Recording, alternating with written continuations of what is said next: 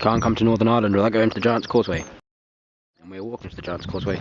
Along the way, there is Port Naboo. That's Humphrey the Camel. Although this place is called Port Naboo, I think, that means Bay of the Cow.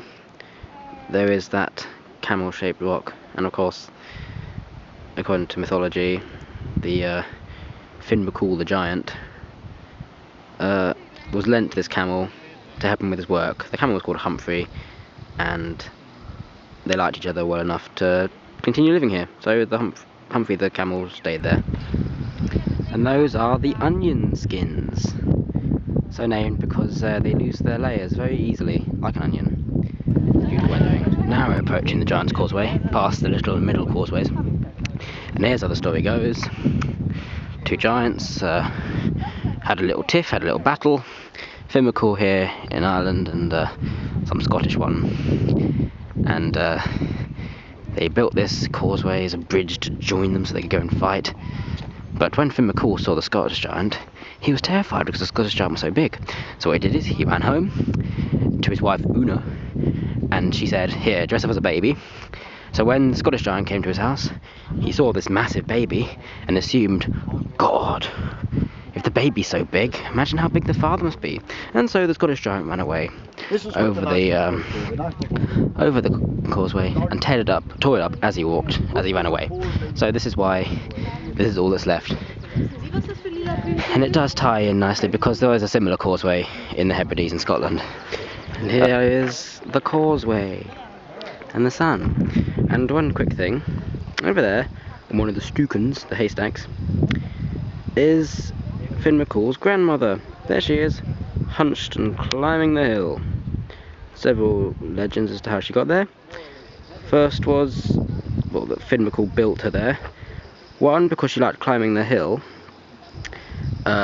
to watch him and make sure he returned safely when he went to Scotland on his bridge. Two, grandmother liked climbing up there so that she could nag him. You're not doing it right, apparently. Or thirdly, that she was a bit of a wild woman, drank a lot, and one day she was climbing up to the top of the hill to have a tipple, and she was petrified into stone. But there she is. See here, that woman in the middle. Right, let's display my phenomenal rock moving skills. Oh. Here we go. Giant's Causeway exploration number 2. I'm not wearing the best shoes for this, but I'll manage. Oh, oh, oh. I don't want to fall in there because it looks filthy. I must say, if you're building a bridge, you usually want to get something a bit more roadworthy. They took a photograph now for a tourist brochure. I might be in it.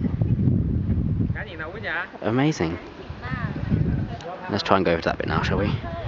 Try and take this low road and try not to slip, because then I might not get around to uploading this video ever. I'm trying to get over there, but my passage is blocked, so I shall have to find an alternative.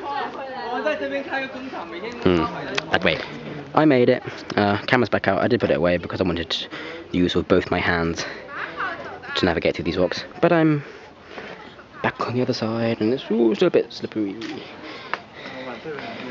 Oh, I wouldn't be so worried if I just was wearing better shoes, but I'm wearing canvas things that I got from Tesco, which, you know, aren't endorsed by any world-renowned mountain climbers. But I'm back on the dry bits. Oh, another rock pool. Right. There was where we were sitting just now. And there's one of those haystacks again. And look, there's Granny again. See ya. Granny. Apparently that's a seal. Turn around. Yeah, it is. Yeah, it is. Oh, look at it. Oh. Yay, it's a seal. That gap in the rock there is called the Giant's Gate. And there, it's the column to make up the causeway, and created. Someone's being told off. Not allowed up. You're not allowed up there. And some people have stuck coins in there, which have rusted. Isn't that fascinating? Amazing. What millions of years can do. Of course, that's not where the story ended. The seas, of course, came later after ice ages, and then started weathering away all the lava. And it was only this hard stuff which remained. There. It's a very long story, which I'm not qualified to tell. Yep, over there, there's 60 columns, and several stories go. And the most famous is that Finn McCool was a musician and liked playing the organs, and that is why those columns are sometimes called the organ pipes.